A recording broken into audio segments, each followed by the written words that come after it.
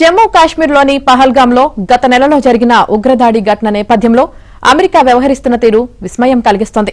ఒకవైపు భారత్కు అన్ని విధాలా మద్దతు ప్రకటిస్తున్నామని చెబుతూనే మరోవైపు అధ్యక్షుడు ట్రంప్ సహా ఇతర నేతలు చేస్తున్న వ్యాఖ్యలు డబుల్ గేమ్ను తలపిస్తున్నాయని నిపుణులు వ్యాఖ్యానిస్తున్నారు.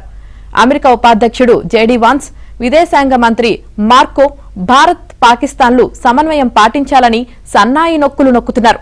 ఇంటెలిజెన్స్ చీఫ్ తుల్సీ మాత్రం ఉగ్రవాదుల ఏరివేతలో భారత్కు పూర్తి మద్దతుగా నిలుస్తామని చెబుతున్నారు.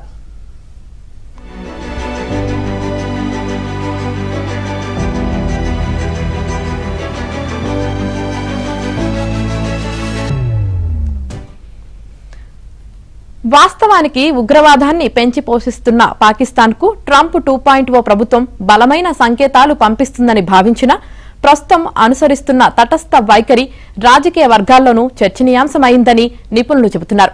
కశ్మీర్ వివాదానికి సంబంధించి మధ్యవర్తిత్వం చేస్తానని తన తొలి పాలనలో ప్రకటించిన ట్రంప్ కాశ్మీర్ విషయాన్ని ఆ రెండు దేశాలే ఏదో ఒక మార్గంలో పరిష్కరించుకుంటాయని, తనకు భారత్, పాకిస్తాన్లు రెండూ దగ్గరే అని, వారే ఏదో ఒక మార్గం ఎంచుకుంటారని గత వారం వ్యాఖ్యానించారు.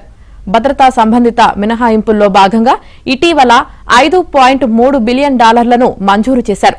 అదేవిధంగా F-16 యుద్ధ విమానాల నిర్వహణ కోసం $400 మిలియన్ ఆమోదం తెలిపారు.